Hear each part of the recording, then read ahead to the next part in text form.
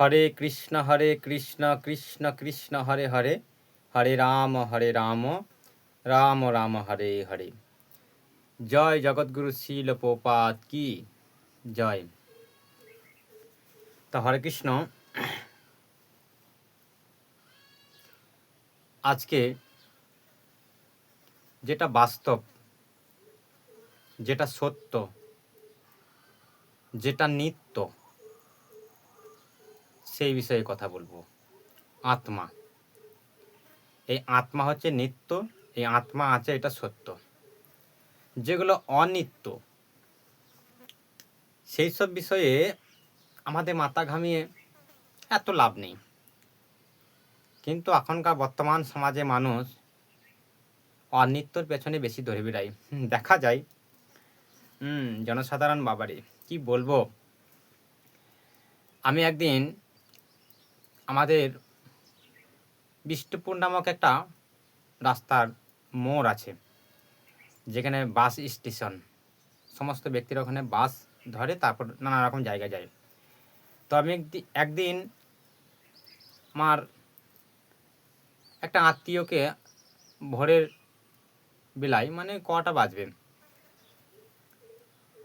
6টা সাড়ে 6টার সময় আমি আনতে গিয়েছিলাম। তো 1-1.5 ঘন্টা অপেক্ষা করেছিলাম আমি ওনার জন্য।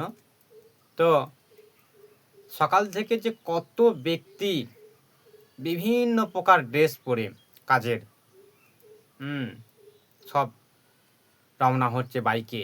কত মানুষ কাজের দিকে ছুটে বেড়াচ্ছে, কাজ আর কাজ, কাজ আর কাজ করতে হবে। অনেক মানুষের স্বপ্ন,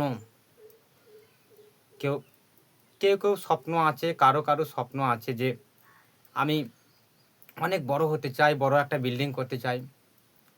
অনেক ব্যক্তির স্বপ্ন আছে যে আমি জমি জায়গা কিনতে চাই, সেখানে চাষ করব।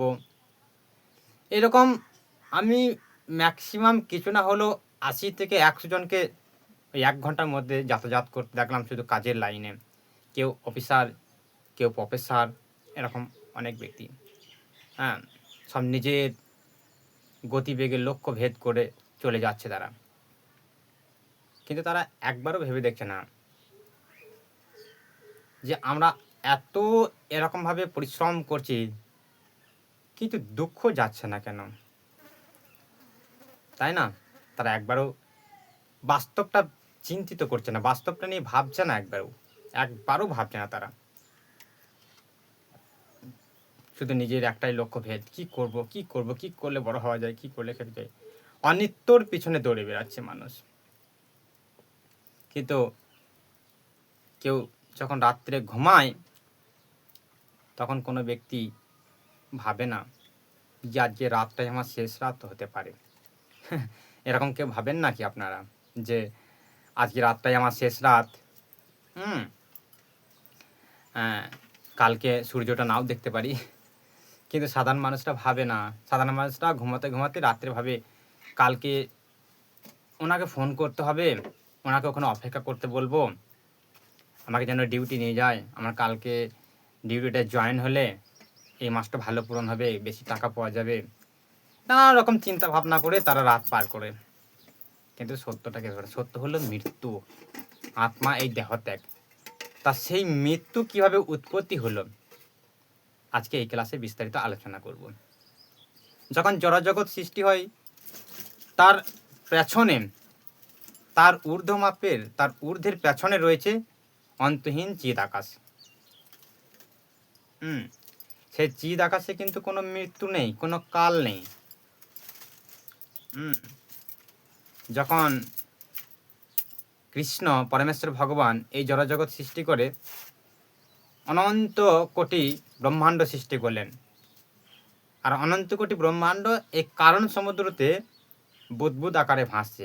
আর এই কারণ সমুদ্রটাই হচ্ছে জড়জগৎ। তো এই জড়জগতে শুধু মৃত্যু আছে। এই জড়জগতের পরপারে, কারণ সমুদ্র ভেদ করে তারও পরপারে অন্তহীন চিৎ আকাশ। সেখানে অসংখ্য অনন্ত গহলোক রয়েছে, বৈকুণ্ঠ নামক সেই গহলোকের নাম। তারও পরপারে রয়েছে গোলক। এইসব জায়গাতে কোনো কাল বা মৃত্যু নেই। মৃত্যুটা কেবল এই জড়জগতে। তা এই জড়জগতে ব্রহ্মাণ্ডের মেন শেষটাকে ব্রহ্মা। যে কোনো যত ব্রহ্মাণ্ড রয়েছে সব ব্রহ্মাণ্ডের একটা করে ব্রহ্মা রয়েছে। সেই ব্রহ্মাণ্ডের মেন মেন যিনি শেষটা বা জ্ঞানী সব থেকে, সেটা হলো ব্রহ্মা। তা সেই ব্রহ্মা কিভাবে মৃত্যুকে সৃষ্টি করলেন, কেন করলেন, তা যে বিস্তারিত আলোচনা করব। তো আমি পড়ে পড়ে বলছি, আপনারা শ্রবণ করুন। মৃত্যুর উৎপত্তি কিভাবে হয়? ব্রহ্মা যখন জীবকুল সৃষ্টি করেন তখন মৃত্যু বলে কিছু ছিল না, সত্যি ছিল না। অন্তহীন চিদাকাশ, যে চিদাকাশে কোনো কাল বলে কিছু নেই। ওগুলো সব নিত্য জগৎ, কোনো ক্ষয় প্রাপ্ত নেই। সেই জগতে মৃত্যু বা কাল প্রবেশ করতে পারে না। ওখানে কোনো ভূমিকম্প নেই, ওখানে কোনো সুনামি নেই, ওখানে কোনো ঝড় নেই, ওখানে কোনো রোগ নেই, তাই ওখানে কাল প্রবেশ করতে পারে না। তো হরে কৃষ্ণ। তো মৃত্যু বলে কিছু ছিল না, এর ফলে কেবল জন্মই হতে থাকে এবং কারো মৃত্যু না হওয়ার পৃথিবীর ভরে যায় জীবে। এত ভার বইতে গিয়ে পৃথিবী অবস্থা অসীম হয়ে পড়ে, অশৃঙ্খলা বা তিনি সঙ্গীন হয়ে পড়ে। তা দেখে ব্রহ্মার চিন্তা হয়, বিশাল চিন্তায় পড়ে যান। এবং স্বয়ম্ভু নামক এক মনুর সৃষ্টি করে। সেই স্বয়ম্ভুরের পুত্র হলেন রুচি। আর রুচির 7টা পুত্র, তার মধ্যে ভরত হলো অন্যতম। 7 পুত্রকে সপ্তদ্বীপের অধিকার তিনি দেন সেই রুচি। এর মধ্যে জ্যেষ্ঠ পুত্র পান জম্বুদ্বীপ এবং ভরত পান প্লক্ষদ্বীপ। কিন্তু ভরতের ইচ্ছা ছিল যে আমি জম্বুদ্বীপ পেলে ভালো হতো, বা ভরতের ইচ্ছা ছিল জম্বুদ্বীপ নেওয়ার। কিন্তু পছন্দ মতো দ্বীপ না পেয়ে ক্রোধে তিনি সন্ন্যাস গ্রহণ করেন এবং বেরিয়ে যান। এবং ভরত যখন সন্ন্যাস নেবার ভাবনা চিন্তা করে যখন তিনি বেরিয়ে যান, তখন তিনি গিয়ে মিহির পর্বতে গিয়ে কঠিন তপস্যা শুরু করে। তারপর তপস্যায় তুষ্ট হয়ে ব্রহ্মা বর দিতে এলে বর না নিয়ে মৌন থাকেন ভরত। বারবার অনুরোধ করার পরেও মৌন থাকায় ব্রহ্মা ভীষণ রেগে যায়, কেন তুমি বর নেবে না? এবং ব্রহ্মা চোখে তখন আগুন থেকে ভয়ঙ্কর একটা দৈত্যের জন্ম হয়। সেই দৈত্যের কারণে পৃথিবীর ভার আরও বৃদ্ধি পায়, কেঁপে কেঁপে উঠতে থাকে সেই পৃথিবী। এত ভার সহ্য করতে না পেরে পৃথিবী ব্রহ্মার কাছে ভার কমানোর মিনতি করেন।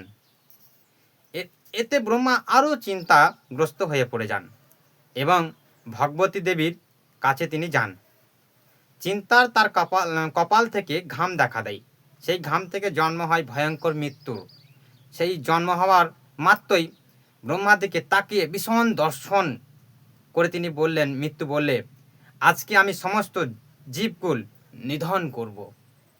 তখন ব্রহ্মা হেসে তাকে বললেন, ক্রোধ সংবরণ করো, জম্বুদ্বীপে যাও, তারপর ধর্ম অধর্ম বুঝে তুমি সবাইকে দ্বন্দ্ব দান করো বা দ্বন্দ্ব দাও। সেই থেকে পৃথিবীতে মৃত্যুর সৃষ্টি হয় বা জন্ম হয়। তো এইভাবে তখন থেকে পৃথিবীর ভারসাম্য এই মৃত্যু দ্বারাই সংরক্ষণ হচ্ছে। তা হরে কৃষ্ণ, আপনারা বুঝতে পারলেন। আজকে এইটুকুই ছিল ক্লাস। মৃত্যু কীভাবে জন্ম হয় আমি বললাম। হরে কৃষ্ণ কৃষ্ণ কৃষ্ণ হরে হরে, হরে রাম রাম রাম হরে হরে। আপনারা সবাই ভালো থাকবেন, সুস্থ থাকবেন এবং অবশ্যই চ্যানেলটাকে সাবস্ক্রাইব করে রাখবেন। হরে